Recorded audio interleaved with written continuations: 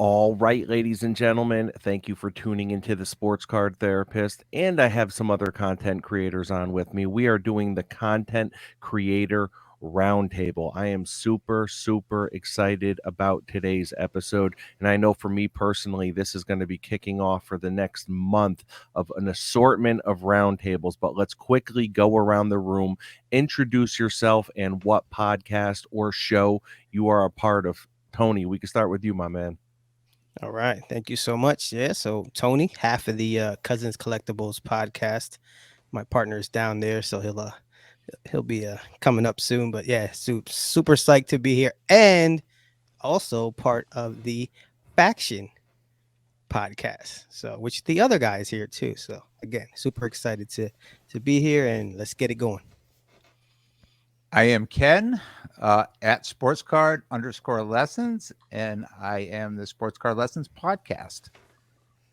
All right. And I am Cousin Oz, and it's at Oz the underscore people's mailman. Basically, I am Cousins Collectibles, also the faction with Mr.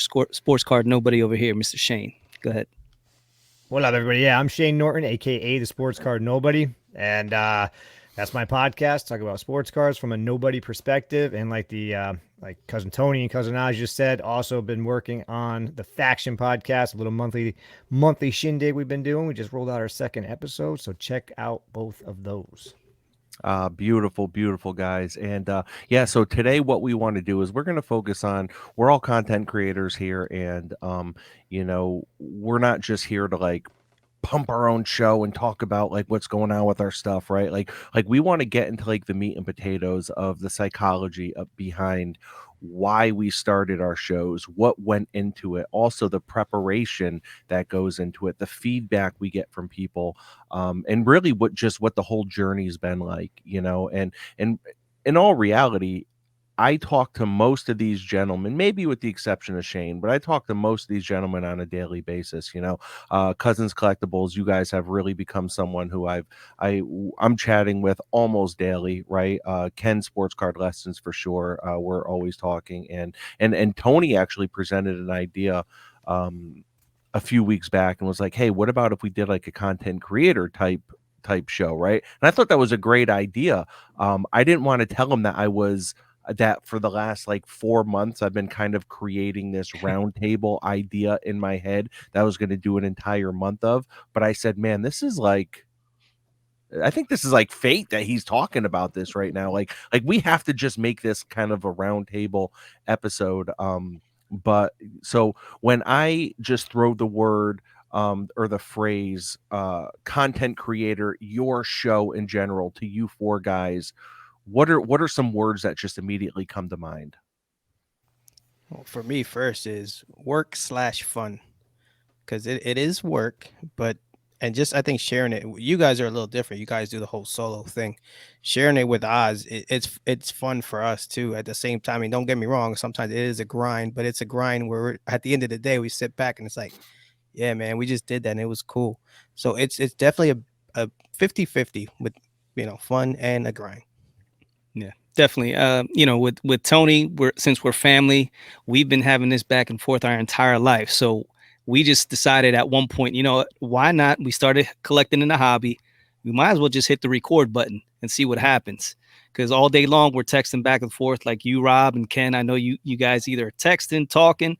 Same thing with Tony and I. And so we just decided, listen, man, we're really passionate, and that's the key. I think passion about the hobby, passion about the cars. So whatever you're deciding to do your content, you got to have passion about it.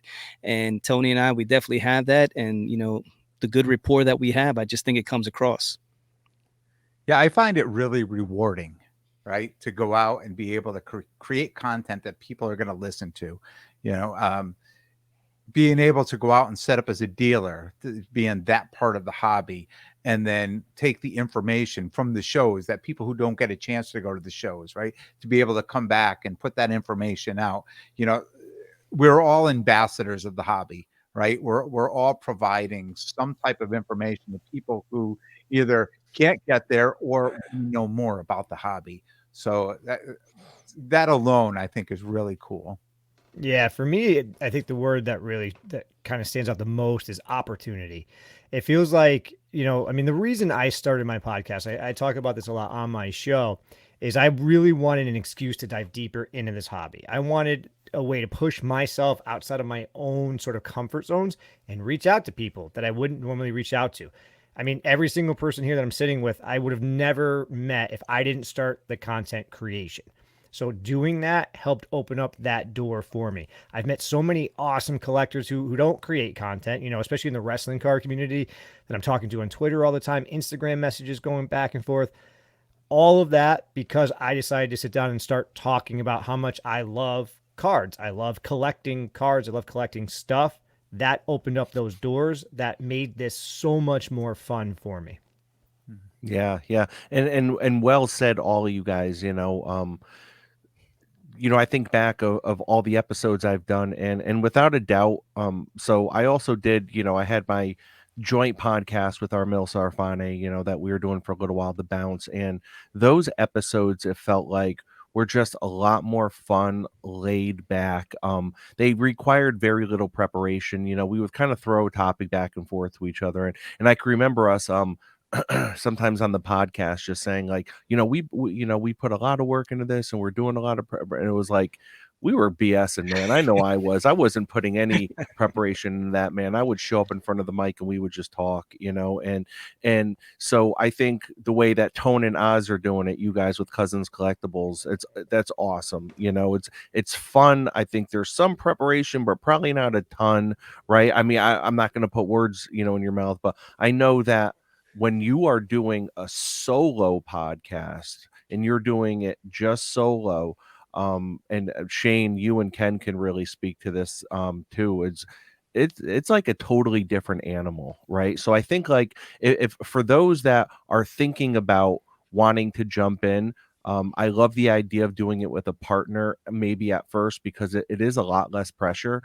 But when it's on you it's literally just you and the microphone for 30 minutes solo, even just you guys, having a partner, when it's just you alone with the mic, it can be a daunting task, so Shane, talk to me a little bit about what that preparation is like for you with those solo episodes. Well, actually, you know what, before we even get into all that, so Tone, you and Oz, you said that, we banter back and forth all day, so why not just hit the record button, right? Right. Now, Shane, what was your thinking process about wanting to start a podcast and get into it?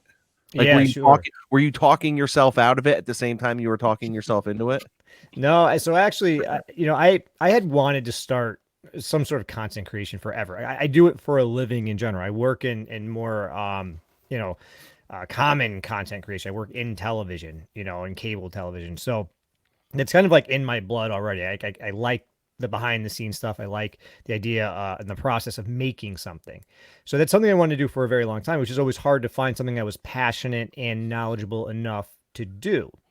And then once I was, it was back in 2018, I got back into cards and it was getting heavier and heavier. And then especially once the pandemic hit, it really took over and I was watching content creation left and right. It just felt to me like all of what I was finding at that time wasn't me. And the example I use all the time is I was watching Sports Card Investor and he was at some trade show trading a $20,000 card for like another $20,000 card. Meanwhile, I've got my $20 card. And it just felt like this is not my world. This isn't like I can't find people that are doing what I do. I mean, I'm low end, sometimes maybe mid end type stuff, but nowhere close to what the content I was seeing. And it was all also very flipper and investment related. And there's a huge, huge place for that in this hobby, obviously, but it just wasn't me. So it felt like there was a void and I thought, why don't I try to fill that void?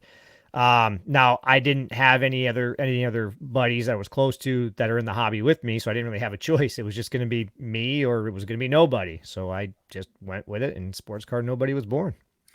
I love it. So what I'm hearing you say, and I want all you guys, Ken, you go first, man. Like, so what I'm hearing is you guys were thinking about starting a podcast and you realize, like, you know what? There isn't a piece of content out there that I feel like directly speaks to me. Like, I can identify with some of this one or some of that one, but there's nothing out there that I feel like is tailor made for me. So, Ken, can you identify with what it is Shane's saying? What was going on through your mind when you were considering starting a pod or not? Because in reality, right, you're a gentleman of a certain age, you're in your mid 50s, here you are, you're collecting. I don't know too many content creators your age, so that had to be right, that had to be like, should I do this, like? Yeah. So my podcasting started before Sports Card Lessons. I did a podcast with my nephew, and that went about 8 or 10 episodes.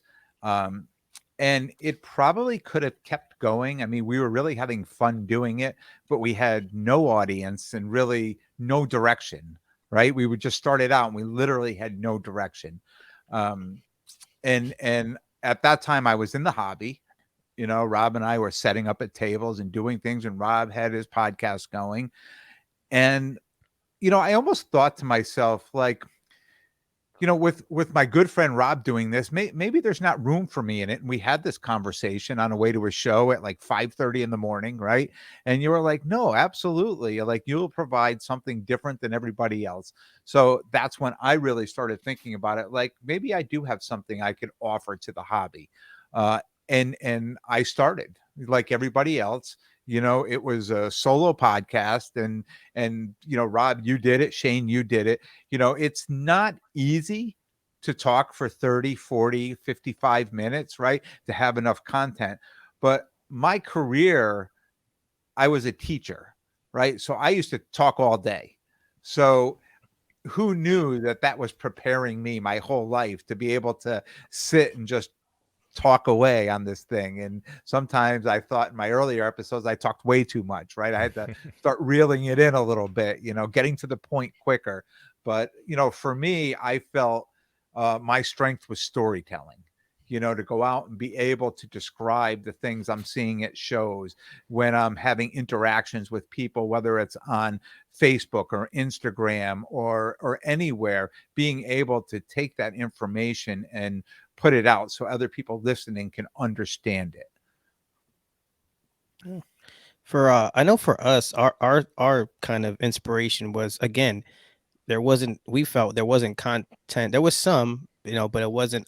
I can't relate to the high end stuff and number. I've talked about it ad nauseum. I don't like content based, like, you know, or I should say like value based content. I don't, you know, it's not for me. So we thought, it was like, you know, let's talk to, and again, I had, again, same old story, collected, stopped, and then came back.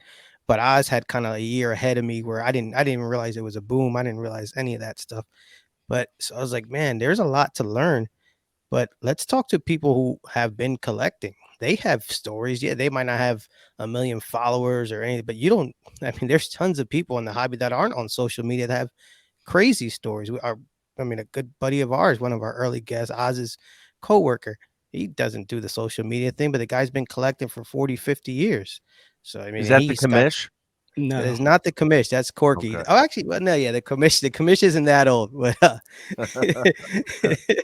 but yeah. So and we learned a lot from him, and he's, you know, and Oz will talk about it. He's the guy that, you know, appraised Oz's collection at a whopping $12 or something like that. So Oh, I and that, remember hearing you guys talk about that on your Yeah. pod. right, Like Oz thought, he was like, "Oh man, I got yeah, Jordans, I got this." He's Bro, yeah, like, man. "Man, you I'm know, about the to." classic, all the junk wax, but in my mind, I don't even know what junk wax is. I'm just getting back into it. All I know is I had all the Jordans, I had all the Barclays, the Ewings, all the popular players from the 90s. And I'm like, man, had all my binders with the 9 cards, slots. And so I had like 2 or 3.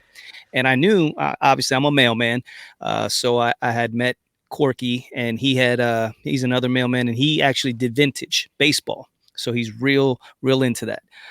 So I was like, man, listen, I got a couple binders at home. Do you mind if I bring them into the station? You take a look at them and see what I got. But meanwhile, in the back of my mind, I had Googled every card that I had. And once you put the Google, those first I wouldn't even call them comps, but you know, those things that come across and it'll say $8,000, $10,000, all the crazy prices that All the nobody's ever going to get. PSA 10s, all the PSA 10 prices. Yeah, yeah. And So that's in my mind, asking price. Those aren't comps. Those right, are the asking ads, so all prices. the asking prices, I'm like, oh my God, 8,000, you know, Magic Johnson card.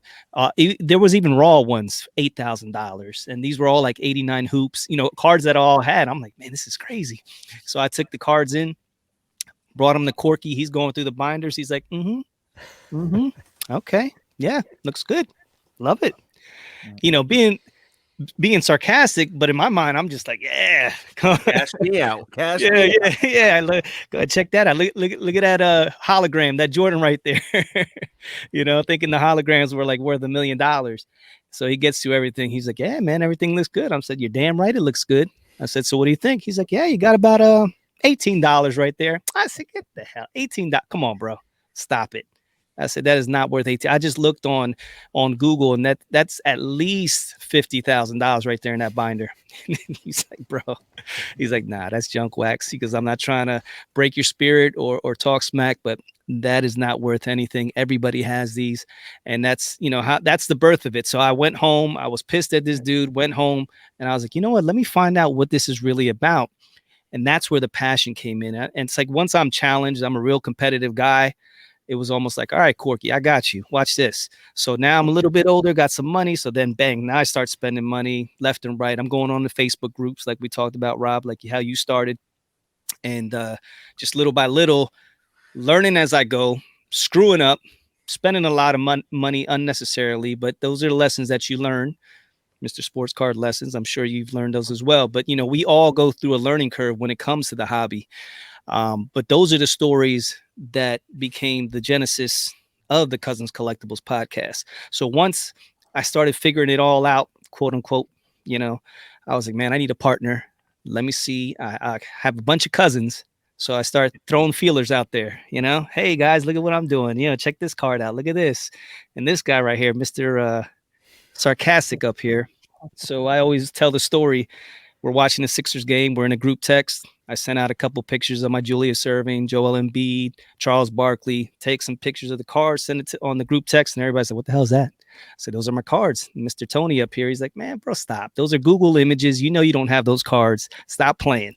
And I'm like, "Dude, bro, nah, check it out. These are my cards." So I got on my table. I just got home from work. I'm sitting in my boxers and my T-shirt, lay on my pool table, strategically place the cards on the table. I lay down in a real sexy pose, and my daughter comes and takes a photo of me, and I send it over to Tony. And that's what got Tony hooked, hook, line, and sinker to where we started collecting together. I'm still waiting for the PMG of that picture to hit the internet. That's gonna, just like the great curator, I'm gonna have that as my moniker. But yeah, honestly, that's what started it all. And then as we started collecting, it was like, dude, you know, we're listening. When I say we listen to everything out there, Rob, Shane, Ken, I mean, every type of content, we're listening to it. And we got a little bit from everything. So you start becoming knowledgeable when it comes to that. But then, like we always say, like, there's something missing. Maybe we can bring a little bit of different flavor to it. And we're new. So when we first started, it wasn't like, you know, we had like 6, 7 episodes planned out, maybe even 10. And we got through 2. And then we just started interviewing people.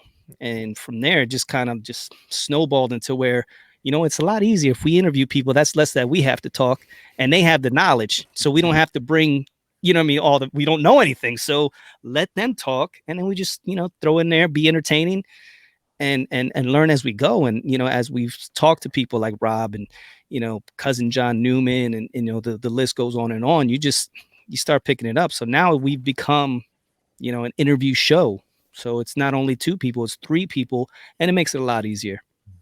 Yeah, and I mean, you guys being 2 men that are Puerto Rican, right? So you're I don't know of too many minority content creators out there, right? I mean, I think Amil Sarfani, what are you talking about? Well, yeah, absolutely. I mean, there are some out there. There are, there's without a few. a doubt, There's some, not but many.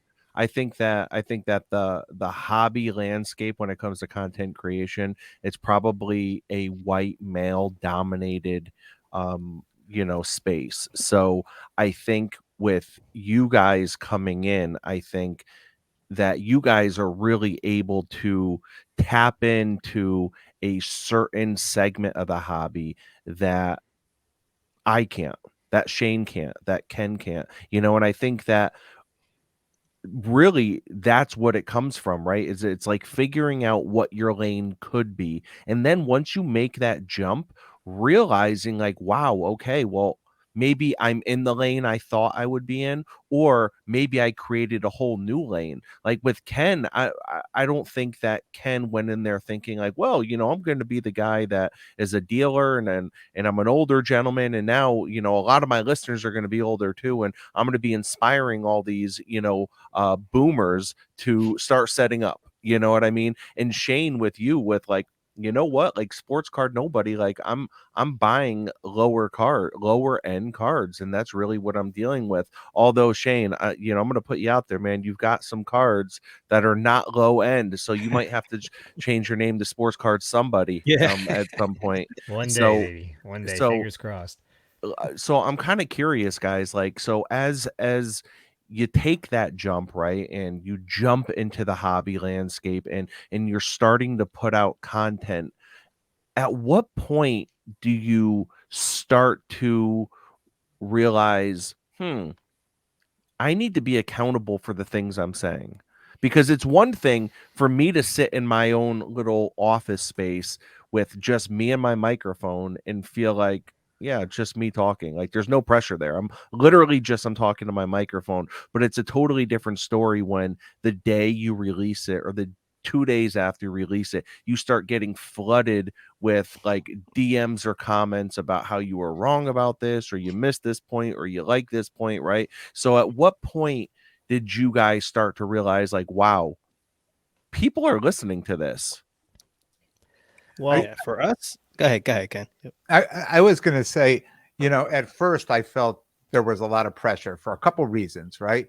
Because one, even though I'm a computer guy and I own a computer business, I'm not really that good with the software. So when I tape this, right, there's no editing. It's whatever comes at the end, and then I listen to it before I put it up. And I can honestly say I'm on episode 47. I've only retaped 2 episodes in 47 episodes, and that's usually because I kicked the mic out and didn't realize that I went for 15 or 20 minutes with no audio coming through, right? So first of all, That was my favorite episode, by the way, where it was just mute. I just was able to kick Perfect. back and See, it's a good thing I listened to it before I upload it, right? Because it would have been a disaster. But honestly, starting a podcast, and I think all of you guys are going to say the same thing. Where you started and where you are. I know. Shane and Cousins, I know you guys are at episode 50. I'm just a few away. And Rob, you're 122, I think, if I remember hearing today, 120, episode 122. So, I mean, where I started in my first 5 or 10 episodes and where I am at my 47th episode is completely different. Like, I knew there was a lane for what I was doing because I spent a lot of time in the car driving to customers and I'm listening to content.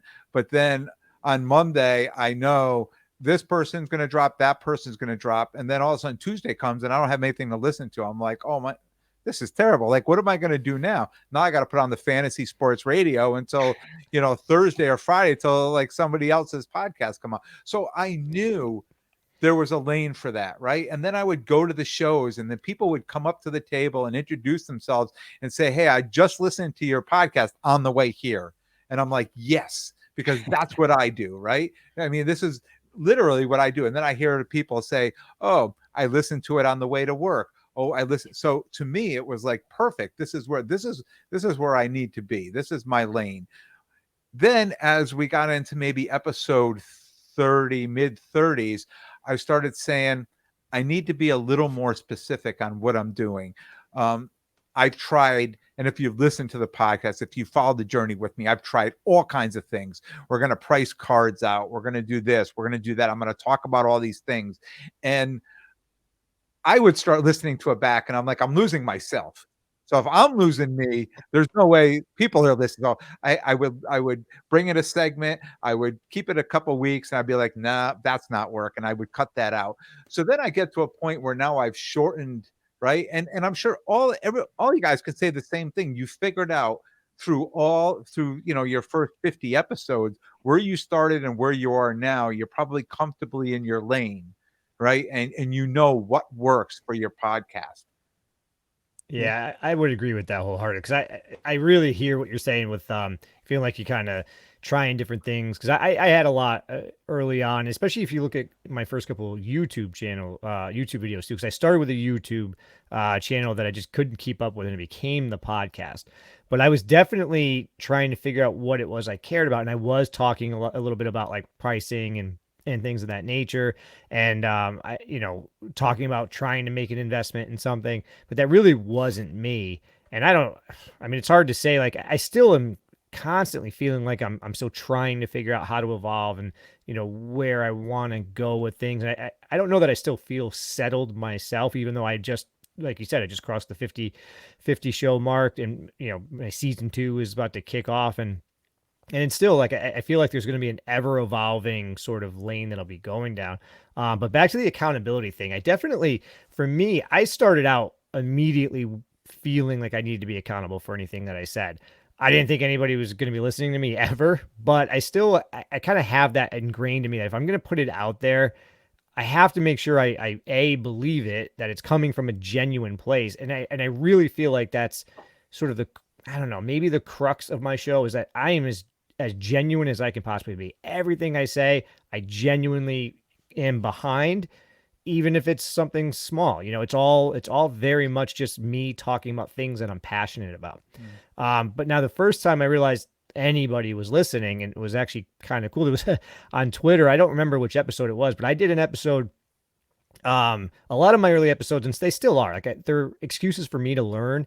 And so I was really trying to dive into what HGA was, what's going on with this, card slabbing company and forming my opinions about it and going through it. And I did an episode about them, and somebody on Twitter, complete stranger, hit me up, telling me why I was wrong, basically how like that episode was like, feels like it's like a year or two late or something like that, which was really awesome. I hit it off with that person. We've been following each other on Twitter ever since.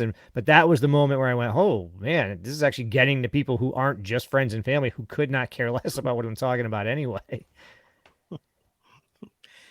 I'll let Oz handle us because he heads up the accountability department of the Cousins Collectibles podcast. You sure about that? I mean, you're the Gestapo when it comes to accountability. Listen, I love to swear.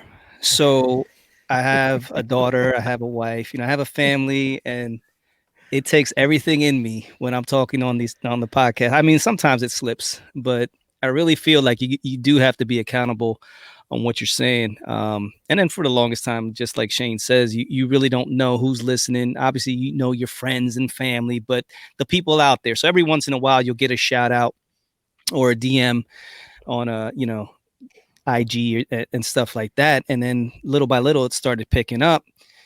And then you realize, yeah, people are listening to this.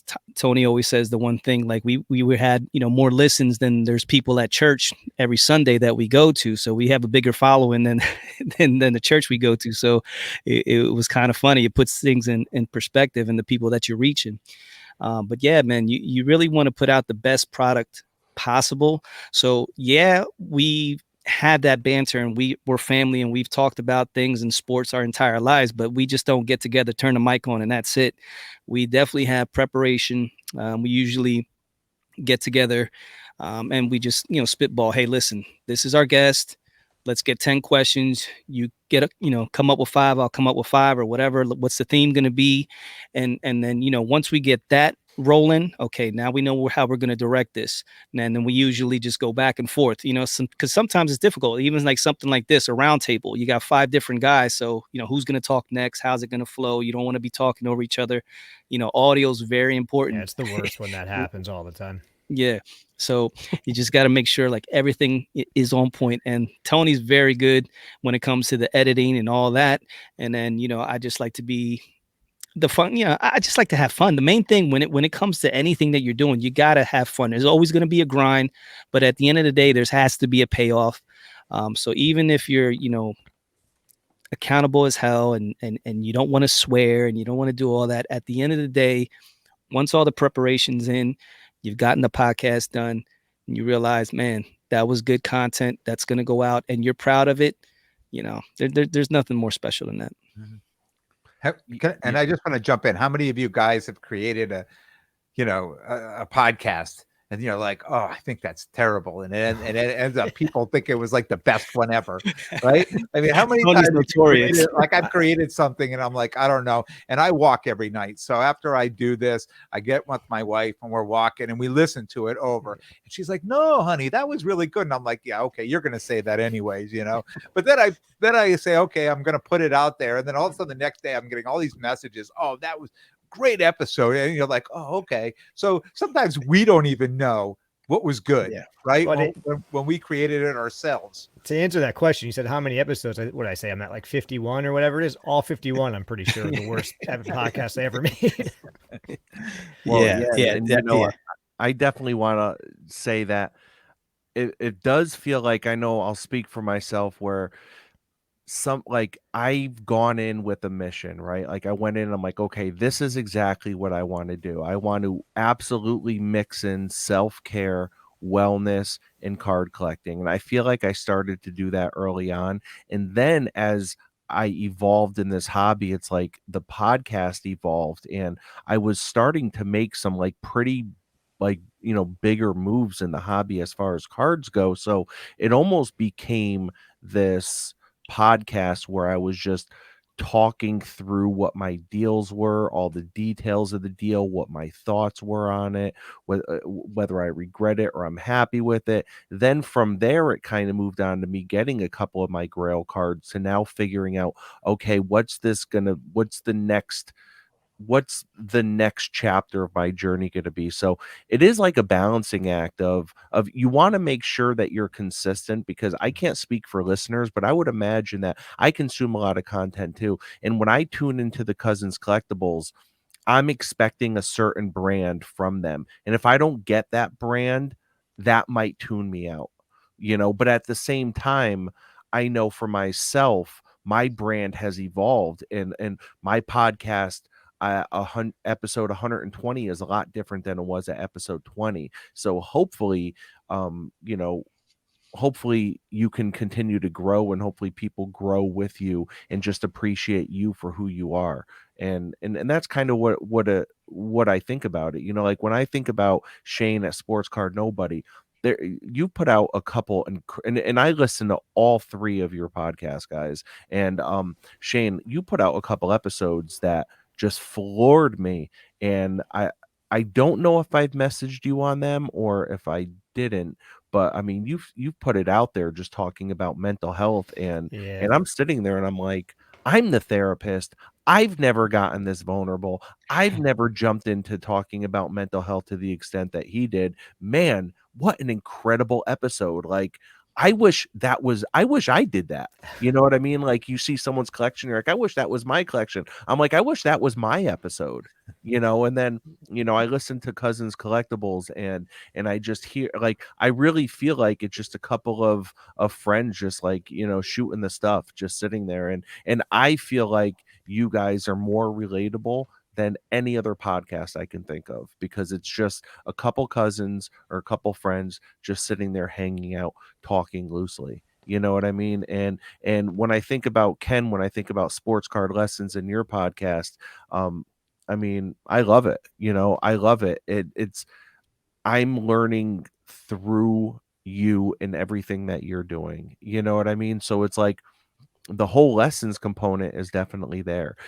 So it is like this balancing act, I think, of when you are creating content, of remaining true to who you are and giving your listeners what they're hoping or expecting to hear from you, but at the same time, not putting yourself in that box, right? You don't want to put yourself in that box to where you're not evolving. Right. Because 100%. you're not sure if people are ready for that. And I'm not saying we're musicians or we're creating art or anything like that, but you think about how many artists out there have evolved from their previous sounds or their previous albums, and they lose fans. You know what I mean? They're like, oh, we want the old DMX. We want the old Mob Deep. We don't want the conscious mob, so it's like you want to make sure you're giving, and to me, the answer comes down to when I'm creating content, and I say this to Ken all the time, we say this back and forth, it has to be about the cards. Right. And for me, Mm-hmm. if it's about the cards, then everything else can kind of come along for the ride. But the cards have to be driving my episodes.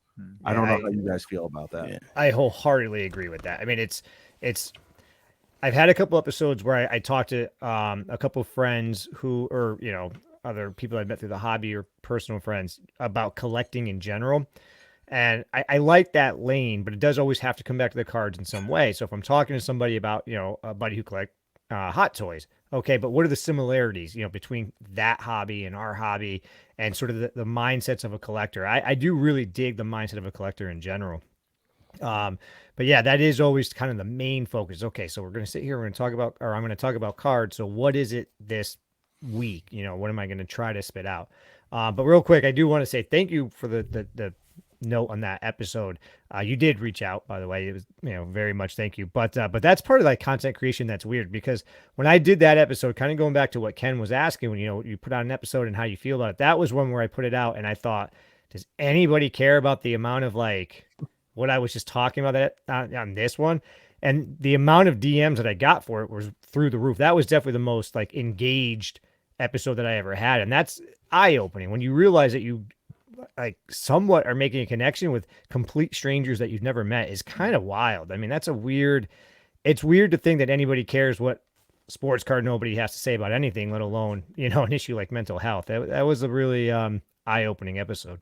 But knowing you made that connection, that's mind blown, right? Yeah, big time. I mean, just mind blown. And I mean, more for me, I'm an older guy, so even though I'm into computer, I have a computer business, I was there at the beginning, the very beginning of computers, where most of you guys grew up with computers. I mean, I'm going back to DOS and no Windows, no mice, nothing like that, right?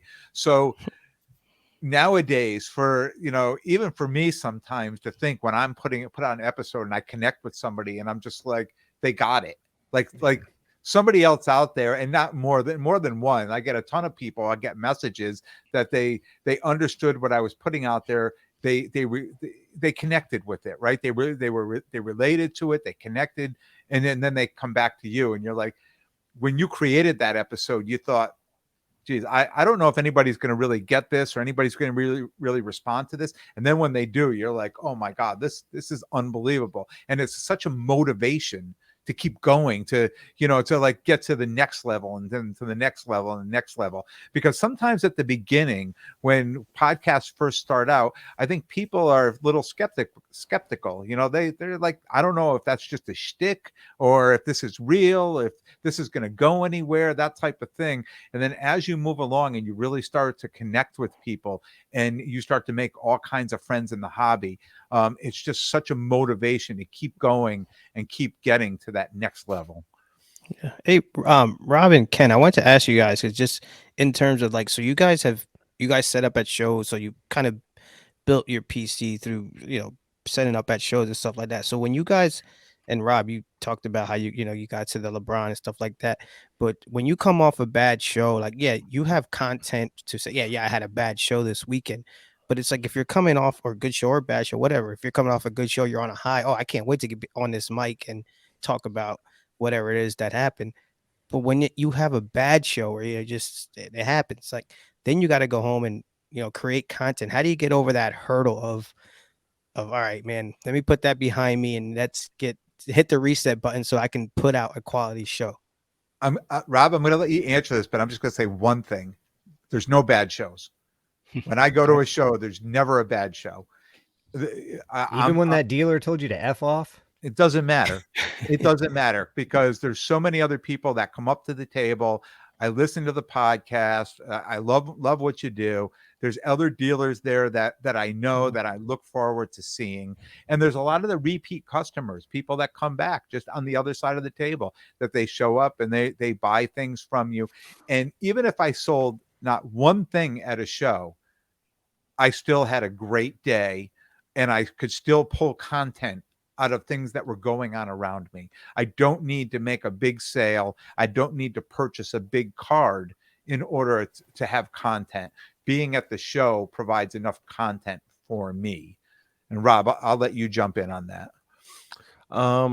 Yeah, I mean, I can't completely echo what Ken is saying. I get the point, but to say there was never a bad show, I've definitely had some shows where I'm like, well, that was a waste of an afternoon, or that was pretty disappointing. But what I love about it is yeah, just is being able to see people face to face, and that's awesome. And I really feel bad for content creators. I shouldn't say I feel bad. I don't even know how I want to word that, but I could remember you know when I was doing the bounce with Amil, and we did about 37 episodes, I think, and all throughout them I'm setting up 2-3 times a month. It was before my second child was born, so I had a little bit more leeway with doing more shows, and I would tell him every week, and I think he thought I might have been like BSing a little, but I'm like, man, listen, every show people are coming up and they're just saying how much they love the show. Every show, man. I mean, 20, 30 people. And he's like, oh, that's cool. That's cool. But he wasn't really that active because there's not a huge card scene where he lives, So finally, when we did national together, he saw it. So yes, there are no bad shows because you get to meet listeners. I'm probably moving some cards and curating my collection and my inventory a little bit, but listen, I will keep it real when it comes to the content side, and that's a responsibility I feel like I have. And I've actually had, even recently, a couple promoters you know kind of get pissed at me. Not kind of, they did. They DM'd me to debate what I said on my show about their show and about their card show, and they said, you know what you said was false because that actually wasn't blah, blah. And I'm like, listen, I'm telling you what my perspective was, okay? And I really don't think your show was all that you think it was. And if I'm saying that, I think other people are probably saying that too. So all I'm doing is giving my opinion on things. So I think when it comes to setting up, like being at shows, shows are the lifeline of the hobby, in my opinion. Like you have to be at shows, whether if they're walking or selling, like whatever it is you're doing, get to a show. Try to get to a show at least once a month locally, whatever the case. I know not everyone has shows close to them, so they can't make it once a month, but you know when we have a microphone, right, and this is a volunteer job, right, like I'm not sitting here saying like I have this massive responsibility, but you know what, I do have a responsibility to the hobby to really call it the way I see it and not to paint the picture that everything is rosy if it's not. If it seems like attendance is down at shows, guess what, I'm going to say that. And if I went to a specific show or I heard about a specific show that happened and I say, you know what, I talked to a lot of dealers from that show and it sounds like attendance was down from the last one, then I'm going to say that. Because I feel like I have that responsibility to say that. I'm not going to sit here and try to pump up things that are false and try to create a false narrative. So that way in real life, show promoters, are happy with me, because that's just not what I'm going to do. So I'm going to piss people off by keeping it real for what I believe is real. And that's the main thing when it comes to doing a podcast. You have to be authentic. You got to be yourself. You can't. That can only, like you talked about, Ken, a shtick that can only last for so long before you get called out for it. If you don't know what you're talking about, or you're just putting on a show for people, you want to be entertaining. You want to be, people have a reason to come and listen to your show. But at the end of the day, it has to be you. It has to be authentic. And there's a lot of times where you go to these shows, or you hear, and it's not as banging as it used to be a couple years ago, or there's negativity in the hobby. So we had the catchphrase, keep focused, keep positive, and keep collecting.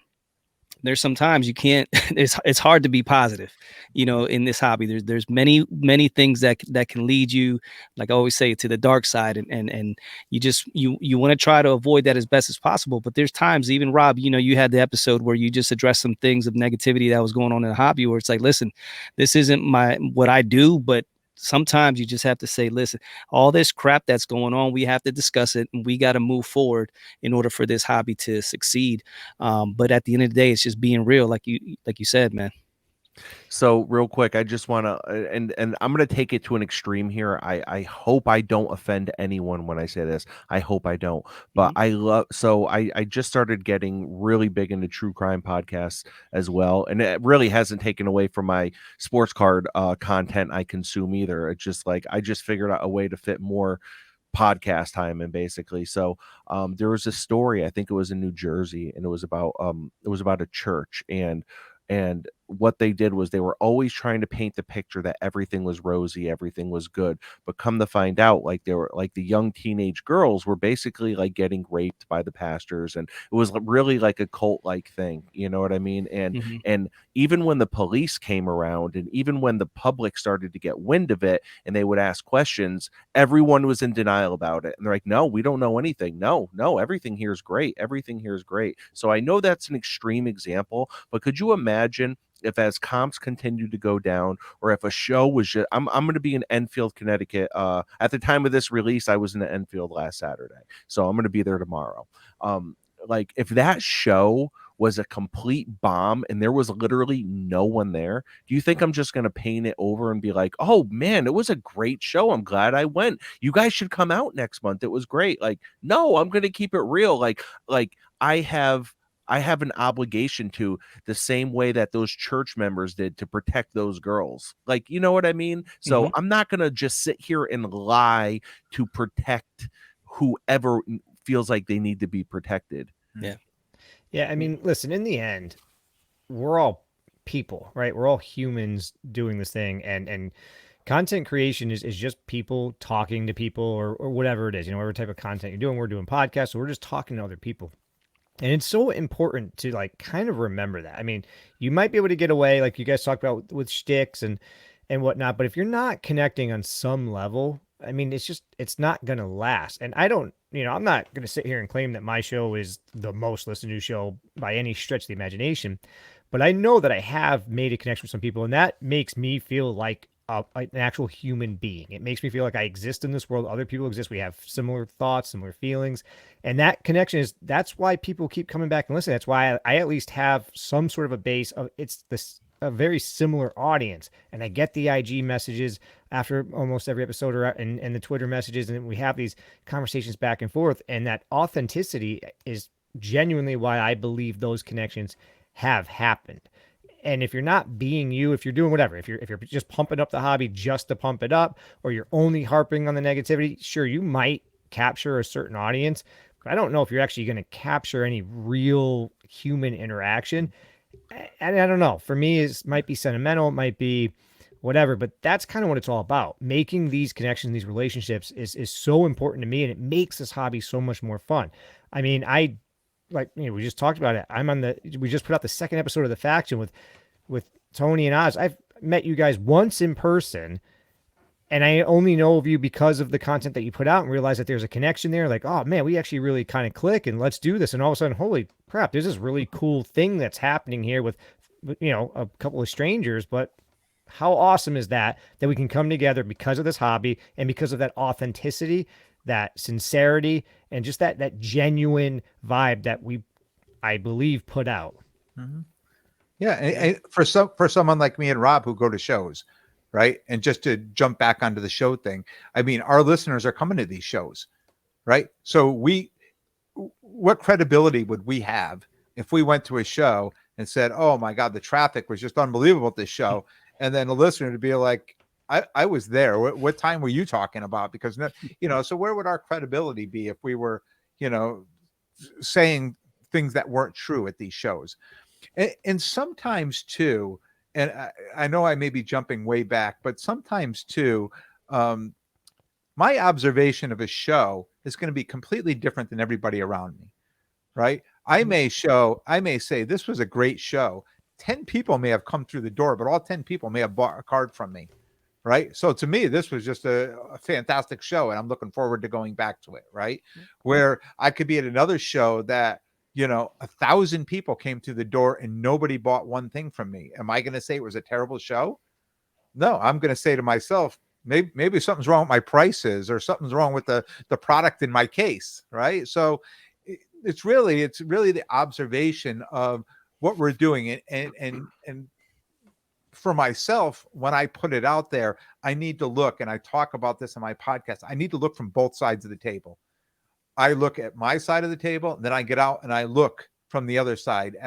So I need to know, I need to get their perspective too, what they're looking at when they're walking up. And I think that happens with the podcast and the listeners too, right? We need to be on both sides. Not only are we creating the content, right, but we're listening to the content. So we're on the other side listening to what people are saying, and we know what we want to listen to and how it relates to us, right? So this is on the other side, as we're creating this content, I think it's the same thing. We want to put out there what we think is most relatable to the people around us and the people who are listening to our podcast.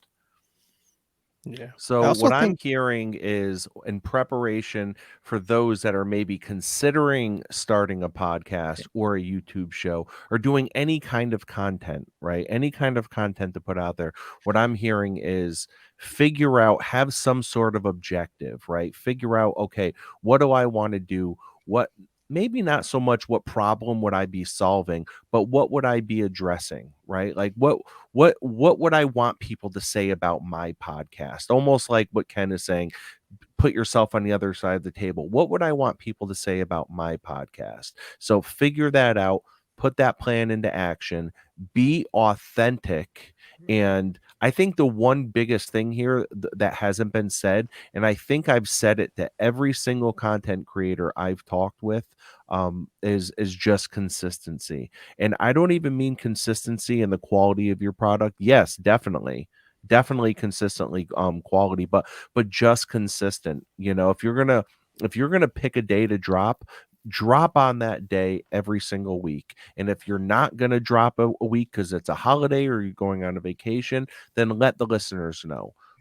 You know, post it on your Instagram. Just be consistent, because I tell you what, like you guys said, I mean, first of all, I've been wanting to say this the whole time. I think it's amazing that Cousins Collectibles and Sportscard Nobody both dropped their 50th episode on the same day. I think that's amazing. Okay. I think that's unbelievable.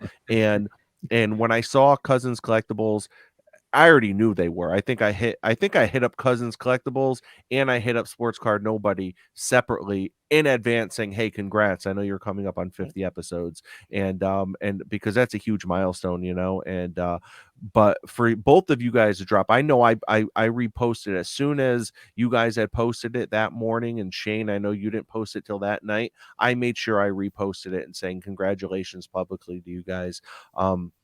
You know, appreciate but that. I mean, to do 50 episodes, you know, that right there says consistency. Ken, you're coming up on 50. I mean, it's pretty crazy that all you guys are coming up on those numbers, you know. But you know, just being consistent. And I know I've kind of bounced back and forth. You know, I kind of I came out the gate and I was dropping 2 episodes a week like clockwork. I was doing one solo episode, one interview episode, and I was doing that like clockwork. I actually borrowed that formula from Brett from Stacking Slabs, so shout out to Brett. And a lot of work goes into that. That's like a lot, very time consuming. I can remember when Amel and I started up the bounce, I said, you know what? I think I'm going to stop. I'm only going to do one sports card therapist a week because I'm doing the bounce, and 3 episodes would be too much. And so I kind of got inconsistent there for a minute, but that was a risk I was willing to take. And I think overall it helped my brand, overall it helped my listener base, but it was a risk I was willing to take. But you know, as soon as the bounce ended and Amel and I, you know, shook hands and said, okay, our job is done here. I went back to doing 2 episodes a week because I want to consistently put out stuff. And whether if it's one a week or one a month, I think consistency has to be key. Consistently has to be an ingredient for anyone's recipe for success. Yeah, I also think it's a way to stay active in whatever it is that you're talking.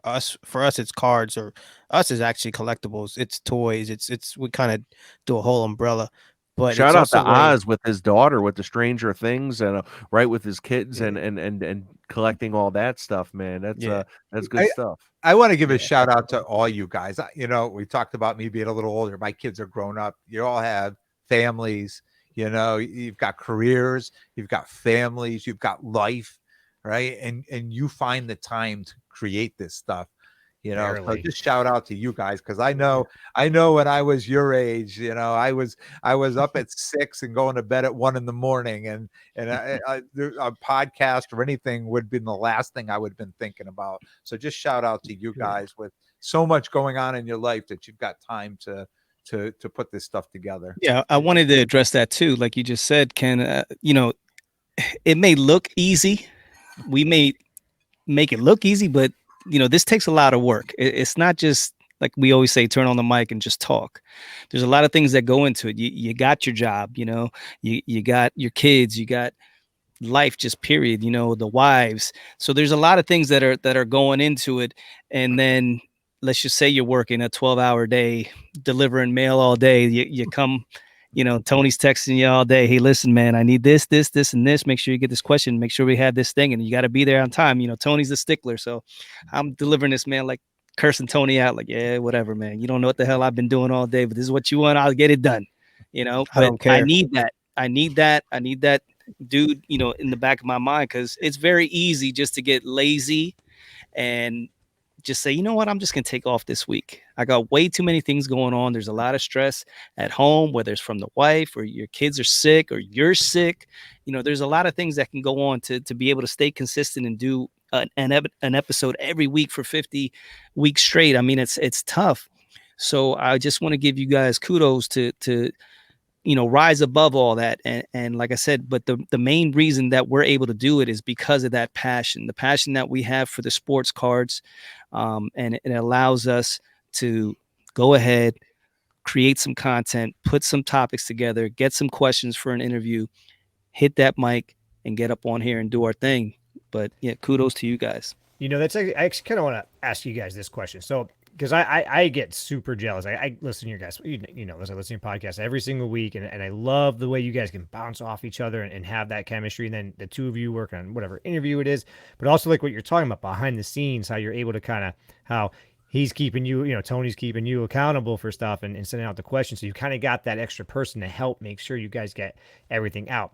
But when it is the two of you, and now we've kind of done this with the three of us with the faction of the 2 episodes, but when it was the two of you, how was it like defining the roles? Time for the shameless plug of the faction all day, baby. Was it? Tony said we could sell sand to the Egypt, right? Still happening a year from now, I'm coming for you 3. Okay, that's all I'm saying, because it's a third plug. So. We're taking over, baby. Shameless, all the way shameless too. No, but how was it like figuring out the roles for the two of you? Like as you got the Cousin Collectibles going, you got 2 people, 2 personalities. How was it working that out? Yeah. So early on, it was I remember I started leading off the show, and when I would listen back, I was like, I don't like this. Like I sound like an idiot. So my thing is more like organization, like all this stuff. And then Oz from, even though I don't have the receipts on me, did used to perform on stage. But so he's kind of the sizzle as far as, bringing the entertainment and the energy to the show, stuff like that. So I realized early on, I'm like, no, we need to change this up. So, let me get, organize the show and kind of just the way we're going to look and things like that. And then you kind of just start it off, get the high energy going, and then we kind of go from there. So it took us a few episodes to get there, but now it's almost like clockwork. I don't even worry about the intro of the show or anything like that. He takes care of it, even though sometimes I got to remind him 38 times, but he does do it. But but once we kind of figured out what we're good at, each of us, now it just kind of flows. Yeah. Shane, we've done stuff behind. I don't want to drop the name again because Rob will cancel it. But I call. I'm just gonna start going black. Yeah, but I call Tony the architect for a reason. He puts it together, and then I just add that little sauce. I try not to be too over the top. Sometimes I am, but it is what it is. Like I said, you don't want to be too boring. You definitely want to have people be entertained, but then you don't want to be gaudy as well. So it's a fine line when it comes to that. But it allows me. It's your boy, the Cousin Oz. It's your boy, the Cousin Oz. The people mailman back for another episode. Mr. Pitcher. It's funny because that's why I will say so. because most of the time, if you're listening to content, it's not that it's mundane and dry. Cards are boring, man. Like when you go to a show, it's not, there's not, and that's okay. Like there's not bells and whistles and people. Like, trust me, I went to the National and all them guys were hooting and hollering. Even I was like, all right, just cool back a little bit. But that's what we try to bring, a little, just as always says, a little flavor to collecting and cards. And again, we talk about what these cards mean to you, what the memorabilia means to you. We like to have a little fun as well, just because, again, if you just turn on a most regular card podcast, it's like, man, I was like, this sounds just like ugh. So unless the content is really good, sometimes I'll tune out, just because, again, it's got to be, yes, it's all about the cards, but there is an entertainment, at least in our opinion, there's an entertainment factor to it as well. Yeah. And that's the lane that you guys, I think, have really found, right? Is that energy? It's a highly polished show. Tone, I know you and I were talking earlier today, and you had talked about all of the work that you put into taking out any kind of like throat clearing, any breath sounds, and you want it to sound as sharp and crisp as possible. And my response was like, man, I totally respect that, but I'm the complete opposite. Like if I'm not feeling well, like I'll kind of put my face away from the mic and clear my throat. Ken just hit me up yesterday. He's like, Rob, what's the matter, kid? You're not feeling well. I heard you clearing your throat a couple times on the episode. And I'm like, you know what? Like, I want it to just come across as authentic, and I want it to sound. I want people to be like, man, like that sounds like I could do that kind of thing. I don't want to. And I don't think either way is wrong. I think if anything, my way is probably wrong, right? Like I should probably clean it up a little bit, but I think it also comes down to when I'm cranking out like 2 episodes a week and it's just me. Like I'm like, you know what? Like I'm gonna one take it. I don't think I've ever redid an episode. Ken was saying, talking about that. I don't think I've ever redone an episode, and that's just because I have a lot of things on my plate. And you guys were talking, Ken, you were talking about like, man, when I was your age, what I was doing. And I'll tell you what the creating content has done for me. It's almost like getting married, right? Like when you get married, it kind of just slows things down a little bit. It gives you just a little bit more stability. And I know in my life, I've always been at my best when I've had a good woman by my side. And I've been with my wife now for 15 years. So when I look at my hobby journey, and my hobby journey without a doubt went through the roof when I started up and continued with this podcast. And as much as I love cards, I don't know where I would be if it wasn't for the podcast. I'm sure I would still be in the hobby, but I don't think my collection or my PC or anything would look anything like it does now if it wasn't for the hobby. The hobby has given me a different kind of life. It was almost like hitting the lottery in a normal everyday, for an everyday person. Like it just completely changed my experience for the hobby, having having this content platform, and it truly does feel like a hobby hack. You have a mic, meaning, it's like there's all these like, ways you could have like a job hack, meaning it just makes things easier. It's almost like having a cheat code for a video game. It really does feel like that for me. It feels like I have a cheat code because I can conversate with some of the biggest and best collectors on this planet, people that probably wouldn't give me the time of day, and not because they're jerks, but probably because a lot of people hit them up. But because I have a podcast, guess what? They are more than willing to let me pick their brain for 60 minutes. And that's really, really cool. Yeah. I think And the I know one it thing you also may helps. have left out there was the people too in the hobby, right? All these people that you meet in the hobby, like all this new friendship, all these new people that you meet, so, for someone, and we keep going back to my age, which I hate to, but for someone like me, like it's all these new people. Like I've had friends my whole life. Now I have like as many friends as I've had in my life, 3 or 4 times that right now. People that I've talked to, that I see at shows, that I'm messaging with all the time. And all these people, like I get to, hear and see different points of view and talk about like different cards and all that. It's unbelievable. So even like the hobby itself is one thing, but when you look at all the things that come with it, and you listed, Rob, a whole bunch of things, and the only thing I want to add on to that is the people. I mean, just the people I've met in the hobby. I can't tomorrow. Rob's talking about, which is going to be last week, right? When they hear this, but he's going to a show, which is an hour away from me, right? But what did I tell you? I'm going to get up tomorrow morning and go up and walk the show, right? I'm just going to get up and walk the show because it's a show I can get to, and because I just love being there, and I know I'm going to see people, right? And I look forward to that. Look forward to getting out and getting to these shows, whether I get content from it or not. I'm just happy to be there. Yeah, I think also the podcast too has strengthened our relationship. I think I've talked to Oz more in the past year than I did in the last 10. Yeah. We were 4 years apart or so. So 4 years doesn't seem like a lot now, but it did when we were, 18 and 14 or 14 and 10. So it just wasn't, we were living in two separate worlds. So that's a whole nother thing too. I mean, if I know you guys all do solo episodes, but if it ends up where you're doing something with somebody else, you're just going to gravitate even closer to each other. So. Mm-hmm. Yeah. And so before we wrap up, because we're already over an hour, but I'm kind of curious before we wrap up, how do you measure success when it comes to creating content? How do you measure success, and how do you know if you either feel like an episode itself on a micro level was a success, or if just your brand in general on a macro level was a success? And really anyone could take that question.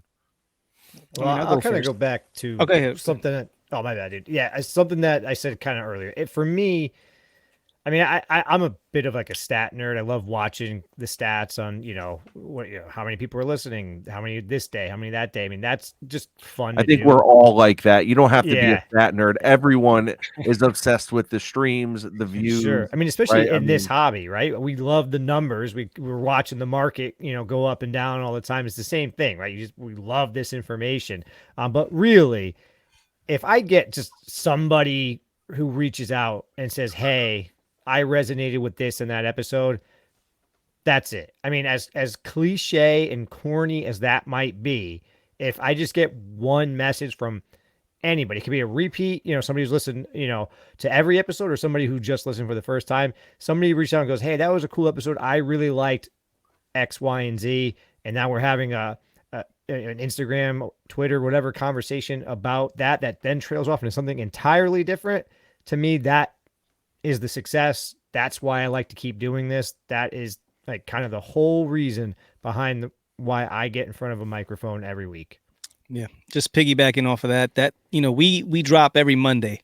So every Monday, Tony and I, we just hope and pray that once the episode comes out, that we're going to get those shout outs, on IG, and the comments start flooding in.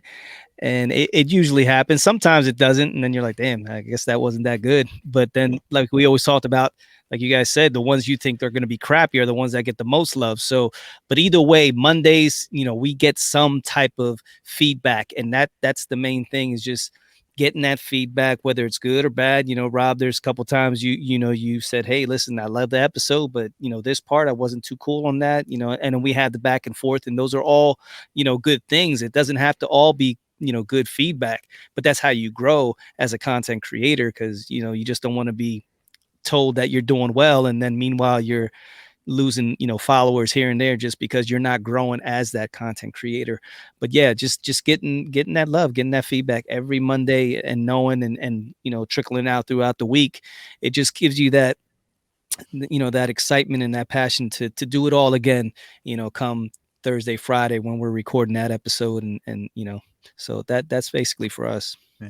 And you know what? I think that's something that's so important, is having those people when you are putting out content. If you are in this area, if you're in this lane, or if you're thinking about it, having people that will give it to you straight. Mm-hmm. Give it to you straight. I can remember my first, 20, 25 episodes. After every single episode would air, I would hit up Craig at New York Sports Cards, and I would say, dude, give it to me straight. What'd you think? Like, what do I need to improve on? Like, I felt like I was Kobe in the gym. I'm not even kidding, man. Like I was putting in so much work. I wanted don't tell me any good feedback. I want only what you thought was whack. Like, I need this kind of feedback, man. I need to sharpen my sword. Like, that's truly how I felt. And Ken and I, now we have the same conversation too, right? Like there's been a few times where Ken has said to me, like, you know what, Rob, like that was kind of like, and then there was a couple times I said to Ken, like, Ken, man, like that segment, I got to be honest, man, I kind of just tuned it out. Like, and he said, you know what? I was actually wondering about that. So I'm glad you said something. And that's really where that wolf pack comes from. And having that solid, hopefully friends in this hobby that will give it to you straight. But here's the thing. If you are asking for straight up feedback, do not catch feelings when you get it. That's true. Right? Like, you could be in your feelings for a Accept it. second, but you better think it over afterward. You know what I mean? Because they might be hitting you with a gem. So, Mhm. Listen, I go the other way. I ask my mom. She tells me I'm a star, so everything's perfect. She must know my wife. Hey, you know what? At the end of the week, there's no paycheck coming in, right? I mean, we all do this for the love of what we're doing. So the reward for it, I think we're all echoing the same thing as hearing from other people, like just letting us know that was a great episode, or I was just dropping on Thursday nights, for Friday morning. So I would get up Friday morning and grab my phone, and the more messages I had on there relating to my pod, the happier I was, right? And now I drop some Monday episodes, some Friday episode, with Friday episodes, and it's the same thing. I wait for it. Like, if I get all of a sudden somebody sent you a message, I'm like, yes, and it's probably people the same way. I could get 30 messages and I feel the same way over one message as I do 30 messages, just because I know I'm reaching people and people are responding back. They feel comfortable enough to respond back. Yeah. And I can tell you without a shadow of a doubt, no matter what you drop, little segments that I've dropped on my pod and said, well, I'm not going to do that anymore. At least one person will be like, oh man, I'm going to miss that. Even though the other 99% is like, thank God he's not doing it. There's always going to be one person to be like, I'm going to miss that little segment you're doing. And it could be your mom, it could be my wife, right? But it was one person who was going to miss that. Yeah. I think I reached out to Shane one day, and first of all, he dropped the top 5 segment mostly from his show now, right? And like I know you did it on the 50th episode. Yeah, I Shane, brought it. It was gone think for a couple weeks there. Yeah, the last like 5 or 10, you kind of sprinkled them in, and I think I had said to you, I said, man, that's one of the first times I feel like I've heard something on a podcast where I wish I came up with that idea. Like doing a top 5 for every podcast. Yeah, you know how many times I'm like, damn, Tone, bro, that I wish we could do that top 5, but I don't want to be biting off a Shane. Listen, that's dope. do it. No, That's Make dope. it better. Yeah, Make it better. yeah, that was That's kudos Top to you. 10, He top actually, he actually threw us a curveball the one time. He did ours top 10 Philly athletes, and he changed it into top 10. He was like, Philly athletes I hate. I was like, nice. Like, let's do it. So that was cool, man. But So guys, before we wrap this up, this was incredible. This was a great roundtable discussion, just on content creating and really what goes into it, and really what goes on in our minds, and the fact that what I'm getting out of this is, like, we do care what people think, right? Like, we want people to be able to get something from this podcast. And I think, like, to sit there and say, like, I don't care what people think of me, I don't care, like, I know for me, I would say it's bullshit. I would really start to wonder what I was doing wrong if my listener base started to drop off a cliff. You know what I mean? And I think so. It feels good knowing that we are reaching people to a certain level, and we're reaching people to something that they're extremely passionate about. Because if they're listening to your podcast, if they're listening to this podcast right now, we know that they're very passionate about cards. And, we just want to thank you for giving us an hour plus of your time out of your week, because you could be doing any number of things right now, but you're sitting here listening to us. Yeah, my wife can't understand that concept that people actually listen to us talk and banter back and forth for an hour. It's like, Yeah. You need to tell her that we're number 1 in the Philippines and number 3 in Cambodia. So she needs to respect that. That's great. So guys, before we wrap up, any closing words from you guys? Just for me, thanks for, everybody and getting together tonight is definitely fun. Like I said, I couldn't wait to get on this mic because I just knew that it was gonna be cool. I'll let Oz plug the show later. He's good at that. But again, kudos to all of you and just keep grinding. Yeah, I appreciate this. I appreciate everybody being on here. This was really a great idea, and I would look forward to doing this again down the road. Yeah, definitely. I guess, I was just writing down notes as we were going through all this, because I was just, you always learn from everything that you do.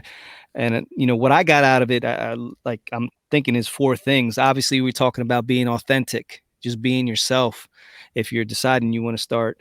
And then we talked about passion, having a passion. So whether it's sports cards or anything else, whether it's coin collecting, toy collecting, or it doesn't even have to be collecting, period. But if you want to start a podcast, you got to be passionate about it, and it'll come across. And then we also talked about consistency, making sure if you're going to drop Mondays, it's every Monday, no matter what. And if you don't, like Rob said, let your audience know. And then, be entertaining.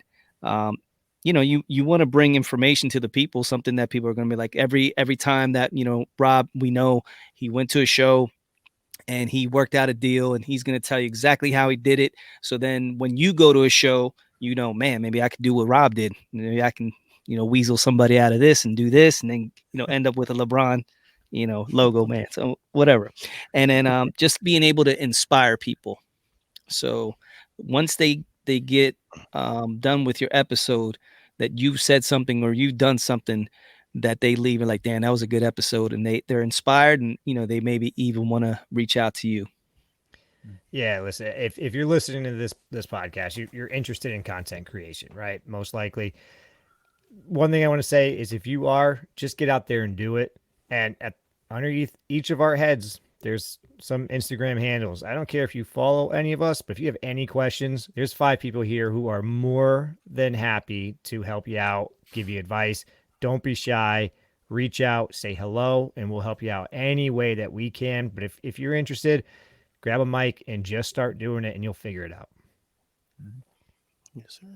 Yeah. And definitely. And I think, one of you guys was touching on it before, that sometimes it takes people a little while to kind of get warmed up to your podcast. And I think that's because you see or hear of a lot of shows that start and then they end, they start and then they end. So people, I think, aren't sure whether or not they want to invest like their hours into getting to know you and then just have you drop off a cliff and stop, right? So I know that when, hopefully you guys know this, I am absolutely one of your biggest fans. All 4 of you guys on here, and I want you guys to absolutely succeed. I want you guys to just go above and beyond and be, the biggest podcast out there. And I know I've had conversations with all of you guys individually and separately, and just some incredible people on this podcast. And the next big podcast probably hasn't even been started yet. So if someone is listening or someone is watching, and you're thinking about doing it, I think there's been a lot of information that's been shared on here. And just like Shane said, you could, contact Shane at Sportscard Nobody. You could contact Cousin Oz at Oz, the People's Mailman, underscores in between everything. Ken at Sportscard_lessons. Tony at Cousins _collectables. And myself at Sportscard Therapist. Definitely feel free to, reach out to any of us, because It's a beautiful thing about this hobby. I think for the most part, we all want each other to succeed, because when others succeed, we succeed. Yes, sir. Yeah. So It's Well about said, Rob. building bridges, man. It's about just reaching out to people, and at the crux of it, at the the very core, that's what it's all about. And I always give a shout out to cousin John Newman. The hobby is the people, and that's just a simple, but it's a beautiful line, and it really hits home. That's what it is, and we're all people that are just interested in sports cars. And look at us, we're here. It's late night. It's a Friday night, and we're just talking about content creation. Who would have thought a year or two ago that we would be here doing this? Probably nobody. But this is the beautiful thing about this hobby and how it brings people together. yeah. Yes, sir. Well, thank you very much, guys, for coming on. Don't forget to check out the Sports Card Lessons podcast, the Sports Card Nobody podcast, Cousins Collectibles. They have their joint podcast, Sports Card Nobody and Cousin Collectibles, called The Faction. It sounds intense. Guess what it is? It's almost like The Rock and Stone Cold coming together. You know what I mean? Powered by the Or NCO. yeah, Yeah. or myself, Sports Card Therapist. I Yes, hope you sir. guys enjoyed it. Gentlemen, have a great night. Everyone out there, have a good one.